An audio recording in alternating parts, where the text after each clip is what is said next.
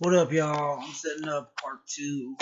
I wanted to add, because I didn't say this in part one, I know ICP Twisted collaborated to do Dark Lotus again, but um, obviously, sorry, I'm adjusting. Obviously, they're not, still signed on Psychopathic. So that's a whole nother thing. I just want to see them get back together. But in my part two, I wanted to address the Cottonmouth Kings, Suburban Noize, and Potluck. So yesterday, Jerry sent me a link to to Facebook. Sorry, I should have wrote some notes down, but it sent me a link to this new Potluck song that addresses the problems between Suburban Noize, Cottonmouth Kings, and Potluck. So I'll post that link up so people can hear the song if you haven't heard it yet or want to check it out. But basically, what it comes down to is Kmk left Suburban Noize like probably about 2 years ago. And before they left, Cottonmouth Kings had kicked out Johnny Richter. There's speculation that Johnny Richter had either heroin or some pill problems, or there was just some issues there, and they had kicked out Johnny Richter, and he was no longer part of the group. And when KMK left Suburban Noize, Johnny Richter stayed with Suburban Noize while KMK left.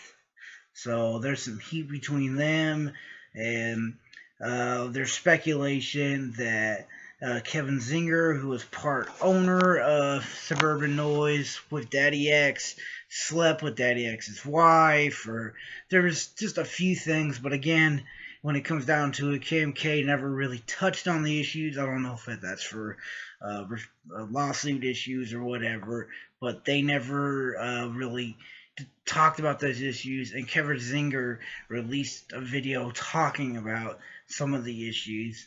But I was a big Cottonmouth King fan. When I was 14, I was up real late one night, and believe it or not, I saw a Cottonmouth King video for Peace Not Greed on MTV2 when MTV2 was new, and I really got into them and just loved that whole album. And when I thought, oh, here's a band who's original, that fights for some of the same issues I believe in, and writes really good music, and the beats are real dope. I love this band, and I'm down for the crown, basically. So I started following them and getting really into them, and it was like I watched them do this, and then just all of a sudden, and I remember when Fired Up came out, and I don't remember which song exactly, but I remember Daddy X saying the lyric of "We'll never be like any other band." We'll never. I can't even remember now the damn lyrics, but basically stating that they'll never be like any other band and break up and fucking over money or stupid disputes, and then again, boom, this is what happens. So, I watched Johnny Richter's video, and from what he was stating, I think that just D-Loc and him grew apart. Once D-Loc had a kid, they went separate ways, and they weren't clicking anymore. But in my opinion, Johnny Richter was the only one that was really writing lyrics. Dirtball was okay, but I don't think he should have joined the Cottonmouth Kings. He was already a separate artist on their label, and he shouldn't have been part of the Cottonmouth Kings, in my opinion. I don't know. His flow is just so different, so manic, and so fast. He doesn't really fit in that slow, stony fucking vibe, And it's when Pakalika died, I also read that they didn't show up to his funeral. Like, a couple of members didn't show up to his funeral, and they gave Lou Dog a hard time about going, and just a whole lot of fucked up shit that, again, no one addresses, no one talks about, and it's really sad because I was really down, dude. I just really watched them, like I said, go like this and just fucking crap out, dude. D-Lo, like after 2006, like D-Lo didn't fucking rap anymore. It was always the same bullshit. It got fucking played out, dude. Really played out quickly, and I stopped buying their albums. I stopped really following them. Like I just, I was down for King Spade. I was even in a fucking video for King Spade, dude. I was really down. Look, I was there at the show in the video. I was really down for that shit, but it was just slowly coming to an end, and again, probably drugs. That's all they rapped about. But that, they built up the label, they built up SRH. In my opinion, what's fucked up is I don't know the true statements or not, but SRH has been around since before Cottonmouth Kings. But if it wasn't really for them, they kind of put SRH in the map. One for them, they probably would not sell as much Spade shit. So I do believe that Daddy X and the Cottonmouth Kings should get a portion of royalties for SRH, because they really push that shit. And I still fucking support SRH, dude. I love the fucking Spade logo. I love their clothes. I just got Stormy's new SRH shit. I'm fucking down for that shit. It's just, again, really sad to see all this stuff come crashing down. And I guess when they left, they started talking shit on Potluck. And there was really no reason for it. I think just, again, out of hatred and jealousy that Potluck was doing better. And since there's only 2 rappers compared to 7 people in a band, they probably got paid fatter, dude.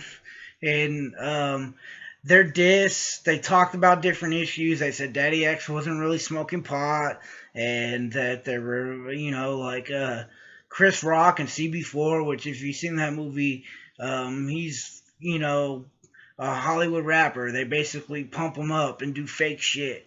And just D-Lo just thinks he's so fucking dope and so badass that he doesn't realize that he's falling off his high horse. His fucking raps suck, dude. He was on top of his game in fucking High Society and Hidden Stash 3, and even in I think the album was number 7. He had some dope shit, but then it just fell off. Same fucking repeated line. It started sounding like Mike Jones. The same fucking repeated line. Same fucking repetitive garbage, dude.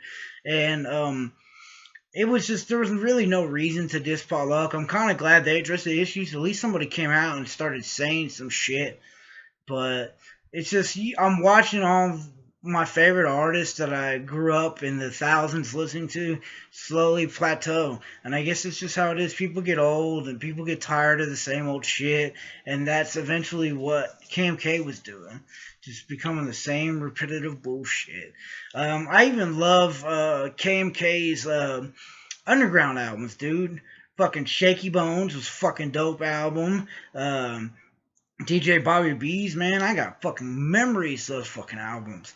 So it's just really sad to see all these artists that I love so much fight and not put their fucking fans first and not resolve these issues over our simple bullshit. And I give Daddy X credit for building Suburban Noize. I love the Funk Junkies.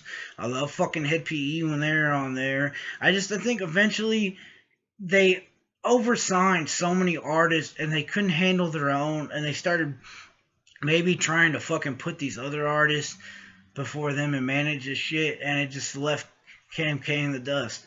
And how many times can you fucking rap about weed, dude? That's why Cypress Hill branched out. You can't fucking rap about weed and fucking every album. Another band that I fucking love is Corporate Avenger. I wish they would come back. That first album, Corporate Avenger, was fucking the shit, dude. I love that album. I still bump that album. And I miss them a lot. I wish they would come tour. So, I don't know what else I really missed. And if I'm going to watch this and re-edit and probably do some updates and stuff. But, it's sad to see Cottonmouth Kings disband. Johnny Richter's no longer there, and just the whole bullshit. No more positive vibes, huh, guys? But anyways, I'm hitting the 10-minute mark, so that's my little rant about this. The next one, I'll go over Tech 9 and kind of sum all three of these up together. So enjoy, comment, let me know, and fucking message me, man. We'll talk about personally if you want to. So thanks.